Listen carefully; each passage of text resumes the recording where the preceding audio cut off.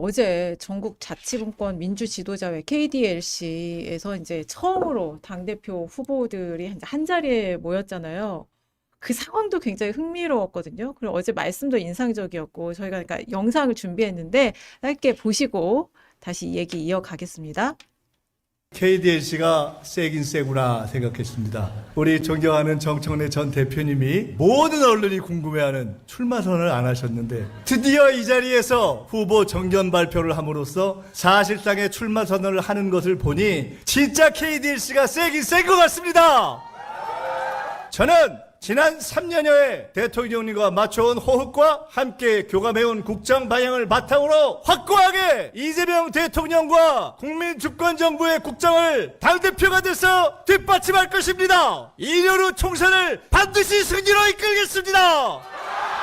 승리하지 않으면 개혁은 없습니다. 승리하지 않으면 지방자치의 성장도 없습니다. 승리하지 않으면 이재명 정부의 성공도 없습니다. 반드시 우리 당의 지지율, 제가 당대표가 되고 3개월 안에 확실하게 국민의힘과의 격차를 벌려서 승리하는 민주당, 강한 민주당, 유능한 민주당, 이기는 민주당을 다시 만들어 내겠습니다. 감사합니다.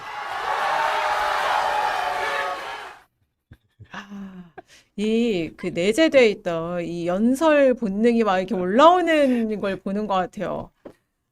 아니, 총리 시절에 못 하셨잖아요. 그런 건 아니고요. 총학생회장 출신으로서. 저도 목소리 높일 줄 알아요. 요즘 아주 보여주고 계십니다, 그걸. 근데 어제 그 당원들이 이제 정청래 전 대표 들어올 때 막 사퇴해라, 막 꺼져라라는 얘기도 있고, 그러니까 또 반대 당원들이 또 그거에 항의를 하고 좀 약간 이렇게 손팻말로 몸싸움 비슷한 장면도 있었고. 뒤쪽, 이제 앞쪽에 있었기 때문에 그것까지는 잘 몰랐고요. 근데 하여간 그렇게는 안 하는 게 좋죠, 서로.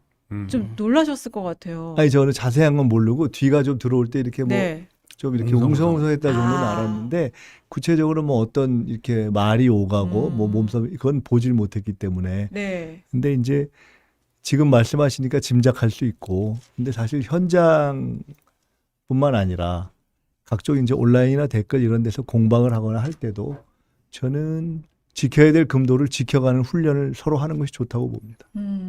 그래서 어제 막 그런 고성이 이제 유튜브에서 잡혀가지고, 야, 이게 아직 후보 등록도 안 됐으니까 전당대회가 본격적으로 시작한 것도 아닌데, 이거 당원들 사이에서도 정말 그러니까 감정의 골이 있고 정말 치열하구나 이런 게 좀 느껴졌어요.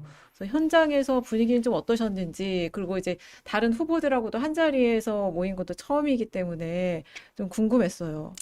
결론부터 말씀드리면 저는 전당대회를 치르고 나면 다 극복될 문제라고 봅니다. 우리 민주당의 역사성도 있고 역량도 있고 또 현재 상황이 그런 것 같고 뭐 아주 치유하지 못할 갈등으로 갈 정도로 그렇게 여유롭지도 않고 그리고 제가 어쨌든 당대표가 되면 제가 뭐 평소에 그렇게 막 적지는 사람도 아니고 그렇게 해서 다 잘 하나로 이렇게 함께 가겠다는 생각이 확실하고 그렇습니다. 그 전에 이제 전북도당 상무위에서도 정청래 의원을 만났었잖아요. 그때 이제 총리님이 이런 얘기를 하셨거든요. 그러니까 지금은 자기 정치할 시간이 아니다. 대통령하고 정부 뒷받침하는 것 외에는 여당의 책무가 없다. 그것이 부족함이 있다면 결과적으로는 반명이다. 얘기를 했는데 이제 저도 그렇고 또 여권의 여러 평론가들도 야, 이거는 정청래 의원 들으라고 한 얘기다. 준비하신 발언이었어요? 아니면 그 얘기를 하신 좀 이거는 그 결과적으로 그렇게 하는 거는 반명이나 마찬가지다. 이걸 정청래 의원을 좀 염두에 두고 하신 말씀이셨어요? 글쎄요, 뭐 꼭 지금은 누구를 뭐 염두에 두고 이런 것보다는 제가 이번 이제 저는 중요한 예를 들어 글은 고비고비의 글은 제가 씁니다. 네. 그러니까 가령 지난번에 계엄 때 그 뉴스공장에서 유시민 작가가 한번 이거 글 참 잘 썼다고 얘기했던 소위 입장문 그것도 제가 썼고 중요한 고비고비의 글은 제가 씁니다. 근데 이번에 출마 선언문도 제가 썼고요. 그 네. 전날. 근데 제가 이제 쭉 그 전날 이렇게 썼는데 쓰고 보니까 보통 이게 생각하는 거에 비해서는 강하다고 보실 수도 있겠다라고 싶어서 약간 덜어냈는데요. 그게 뭐 미리 꼭 생각해서 되는 것은 아니고 그렇지만 평소에 나름대로는 축적된 생각들이 반영되는 거겠죠. 실제로 지금은 나도 가깝다가 중요한 것이 아니라 실제로 그리고 결과로 대통령과 정부를 흔들지 않는 것이 중요하고 흔들면 결과적으로는 반명인 거죠. 다 입으로는 뭐 친명이라고 얘기하기 때문에. 저희 구독자들께서요, 그 정책적인 부분에 대한 질문에 대단히 고프신 것 같아요. 그 얘기를 지금 해야 네, 되는데 네. 가장 중요한 현안 중에 하나가 이제 보안 수사권 문제인데 네. 폐지가 일관된 원칙이다. 말씀을 계속 하셨는데 특히나 최근에 이제 장윤기 사건으로 이거 보안 수사 아니었으면 이 사건 경찰의 조직적인 은폐 그리고 애초에 경찰이 경찰이 송치했던 혐의는 살인 미수, 살인 예비 이거였는데 검찰의 보안 수사로 강간 등 살인 혐의로 바뀌지 않았냐. 이거 어떻게 밝혔겠냐. 그래서 이제 이석연 이제 국민통합위원장 비롯해서 여러 법학자들 또 그리고 당내에서도 이거 보안 수사권 완전 폐지는 위험하다라는 의견이 나오고 있는데 혹시 총리님은 이제 보안 수사권 폐지했을 경우에 보완책 대통령님께서 예. 계속해서 보안수사권이 폐지가 원칙적으로 맞는데 근데 그렇게 했을 때 이러저러한 문제가 있을 수 있으니 최소한 예외를 두거나 아니면 수기를 좀 해서 보완책을 만들면 좋겠다. 일관되게 그 말씀을 하신 거죠. 저도 그런 점을 고려하면서 쭉 소기를 한 것이고 그런데 이제 큰 원칙에 있어서는 그럼에도 불구하고 전체적으로 검찰의 문제점을 극복하기 위한 검찰 개혁이라는 측면에서 수사기소의 분리 원칙에 네. 따라서 보안수사권은 그것도 수사권의 일환이니까 그것은 폐지하는 것이 좋겠다 하는 입장으로 일단 정리를 하자라고 정부 입장을 정리하는 것까지 제가 하고 나온 거 아닙니까? 네. 근데 당연히 그 과정에서 아까 우려하신 여러 문제에 대한 걱정도 있고 의견도 있고 보완책도 나와 있는 것들도 있어서 그래서 제가 그걸 정리하면서 그런 다양한 논의가 축적되어 있으니 네. 그것을 당에서 입법하는 과정에서 참고하시라. 참고로 제공하겠다는 이야기도 제가 정부에 있을 때 정리하면서 했습니다. 네. 핵심적으로는 보안수사권을 폐지했을 때 통상적으로 얘기되는 것이 보안수사 요구권 아닙니까? 네. 근데 요구권만 갖고 되느냐라는 우려들을 하셔서 그것은 보안수사 요구를 했을 때 보안수사가 제대로 될 수 있도록 하는 것을 실질화하고 의무화하고 강제화를 어떻게 할 것인가 하는 영역의 문제가 하나 있고 네. 또 하나는 그것도 시간을 나중에 보면 촉박하게 만들 수 있으니 예를 들어서 이번 사건 같은 경우라든가 민생 사건이라든가 사회적 약자와 관련된 사건 같은 경우는 시작 단계부터 검경이 최대한도로 상호 협의를 할 수 있도록 하는 그 협의의 폭을 넓히면 그것은 수사가 마무리됐을 때 보안 수사 요구를 하더라도 그것이 다시 촉박하거나 부실하게 될 수 있는 여지를 최소화시킬 수 있다라는 것도 있고요. 그런 영역의 접근법도 있고 그리고 수사가 일단락 됐을 때 검사가 그에 대한 사실관계를 확인하는 그러한 것을 행정조사라는 차원에서 두는 방법도 있고 여러 가지 차원의 보완책들이 논의된 것들이 있습니다. 그리고 그 과정에서의 어떤 검경의 상호 의견의 교환 이것을 기록으로 명확하게 남겨서 책임을 명확하게 하자. 결국은 책임지지 않고 이렇게 가면 그것이 문제인 거 아닙니까? 결국 검이든 경이든 사법부든 그에 대한 통제의 원칙은 민주적 통제와 투명한 검증이거든요. 그래서 검찰에 그것을 요구하는 것이고 그 과정에서 저는 사실 이 검찰개혁을 맡았을 때 경찰에도 경찰개혁의 준비를 하라고 계속 요구를 했었고요.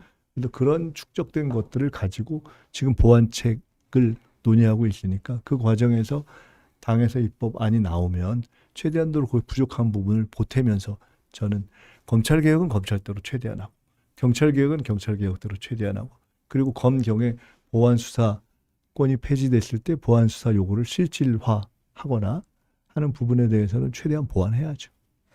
지금 근데 당에서는 8.17 전당대회 전에 이제 형사소송법 개정안 처리를 하겠다 이렇게 속도전으로 가고 있는데 그 상황은 괜찮다고 보세요?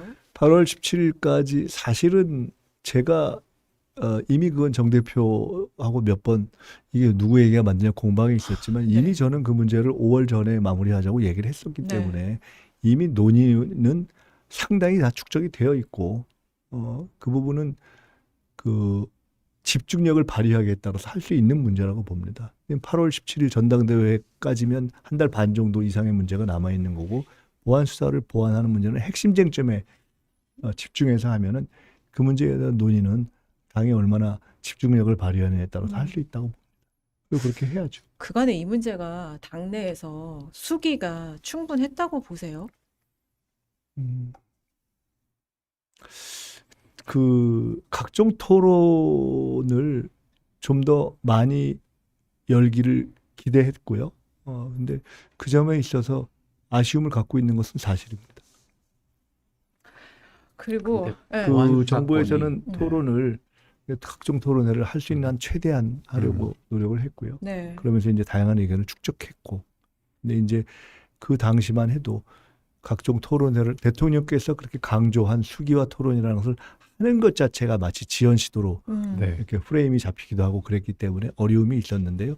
어쨌든 그럼에도 불구하고 할 수 있는 최대한을 했고 그것을 당과 같이 하려는 노력도 했고 그러면서도 이것이 정치적 공방으로 이렇게 비화되는 것을 막기 위해서 5월 전에 마무리하자고도 했고 근데 뭐 그것이 또 미뤄졌기 때문에 다 아쉬움을 가지고 있습니다. 근데 수기하자는 주장을 너 개혁에 반대하는 세력이지? 라고 이제 프레임화를 하면 그런 얘기를 들으면은 어떻게 대응을 하세요? 지금 계속 그런 식으로 일이 진행되고 있는 것 같은데 그런 난수기론자다. 것에 그런 프레임에 너무 휘둘리지 않아야죠. 그러니까 예정한 이 정도까지는 합리적인 시간이다. 그리고 이 정도까지는 합리적인 토론의 횟수이다. 이 정도까지는 합리적인 토론의 양이다 싶은 부분은 그런 프레임의 공세가 있더라도 책임을 지고 일을 하는 사람은 이렇게 해나가야죠. 그 이제 겸공에서 총리가 되신 뒤에 이제 4, 5개월쯤 됐을 때, 한 6개월쯤 됐을 때, 당으로 복귀할 수밖에 없겠구나. 그런 공감대가 자연스럽게 생겼다. 이런 말씀을 하셨는데, 이제 당시 사건을 복귀해 봤더니 재판중지법 논란이 있었더라고요. 혹시 그런 게 당에서의 그 돌발적인, 돌출적인 것들이 좀 계기가 됐던 건가요? 뭐 하나의 꼭 사례를 특정하기보다는 제가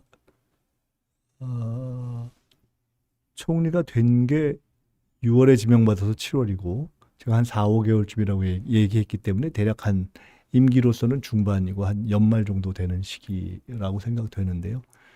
이러저러한 뭐 과정들이 축적되면서 당정 관계가 처음 생각했고 기대했던 것만큼은 아니구나. 그리고 이 부분이 그렇게 되면 현실적으로 당으로 컴백하거나 해서 당 대표직을 새로 도전하는 형식으로 맡을 수 있는 자원이 그렇게 많지는 않잖아요.